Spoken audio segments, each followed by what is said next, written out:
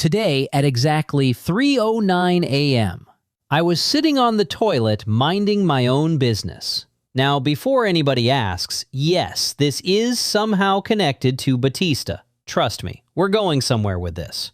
Anyway, I woke up at around 3:02 a.m. and decided, right, let me go toilet peacefully. Simple mission.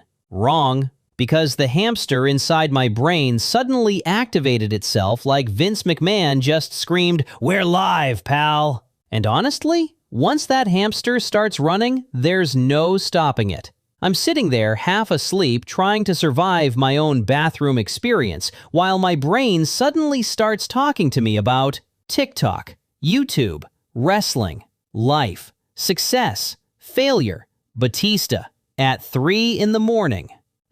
Brother, even the Undertaker probably sleeps better than this. Now the hamster starts saying, "You're doing YouTube now as well." And I'm like, brother, can I at least flush first?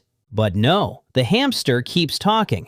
It tells me, you may not be rich, you may still live with family at 38. You may feel like confidence held you back in life, but now you finally found your thing.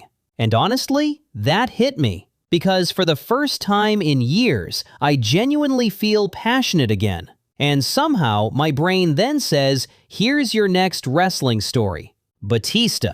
And honestly, I instantly knew why. Because Dave Bautista's story isn't about wrestling, it's about survival. See, a lot of people today look at Batista and see muscles, Hollywood, Marvel movies, fame, red carpets, expensive suits. But what they don't see is the struggle before all of that.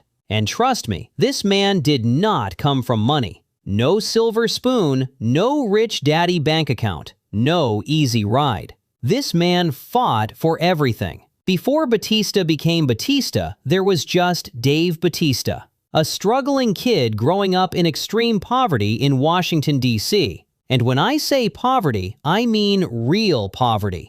The kind of poverty where your mother is trying her absolute hardest just to make life feel normal for her children. Dave has openly spoken about how poor they were growing up. At one point, he, his mother, and his younger sister all shared a single mattress on the floor of a damp basement apartment. Think about that for a second. 3 people, 1 mattress, 1 room, trying to survive together. Meanwhile, outside, violence everywhere. By the age of 9, Dave Bautista had already witnessed multiple murders. Multiple. Brother, most kids at 9 years old are worried about cartoons and homework. Batista was seeing dead bodies and violence outside his home. That changes a person. And despite all that chaos, his mother somehow still filled the home with love. That's the incredible part, because Batista has openly said he didn't even fully realize how poor they were at times because his mother worked so hard to protect them emotionally. And honestly, that says everything about her strength. Now his father? That relationship was complicated. Dave's father worked as a hairdresser but was mostly absent during his upbringing. Eventually, the family broke apart, and Batista became estranged from his parents as a teenager. And by the age of 17, the man was basically surviving alone. No direction, no structure, no real future. And this is where life became dangerous. Batista started hanging around the wrong crowds, stealing cars, street life, violence, anger. And honestly, his story could have ended very differently. Because people forget, some people don't grow up in environments that teach them peace. Some people grow up just trying to survive. Then came another turning point. Dave started working as a nightclub bouncer. And brother, if Batista was your nightclub security guard, you are not arguing about the dress code. The man looked like he could chokeslam the building itself.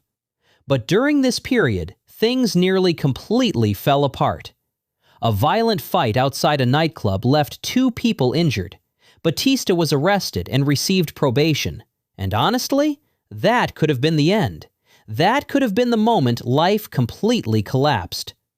But sometimes, people hit rock bottom before they rebuild themselves. And for Batista, That rebuild came through bodybuilding. The gym became his escape, his discipline, his therapy, his survival. Instead of destroying himself, he started rebuilding himself physically and mentally. And honestly, that's what makes Batista inspiring. Because he didn't magically become successful overnight. This man struggled hard, and even then, life still wasn't easy. By the time Batista seriously considered wrestling, he was already nearly 30 years old. Brother, most wrestlers today become depressed if they haven't won 3 championships by 24. Batista was trying to completely restart his life at 30. And the saddest part? He's openly admitted there were moments where he couldn't even afford proper gifts for his daughters during holidays. Imagine how painful that feels as a father. That pain changes a man. Now here comes one of the greatest twists in wrestling history. Batista first tried entering wrestling through WCW's power plant training facility. And what happened? They basically dismissed him. One trainer reportedly told him, "You'll never make it in wrestling." Imagine hearing that. Now imagine if Batista actually listened. No evolution, no world titles, no Batista bomb, no Marvel movies, no Drax, nothing. But instead of quitting, he kept fighting. WWF eventually signed him and sent him to Ohio Valley Wrestling, where he wrestled under the name Leviathan. And honestly, that sounds less like a wrestler and more like a creature Godzilla fights at the end of a movie. But eventually, Leviathan became Batista. And Batista became one of the biggest stars in wrestling history. Not because life handed him success, but because he refused to stay broken. And honestly, that's why I respect Dave Bautista so much. Because before wrestling even started, the man was already fighting the biggest match of his life.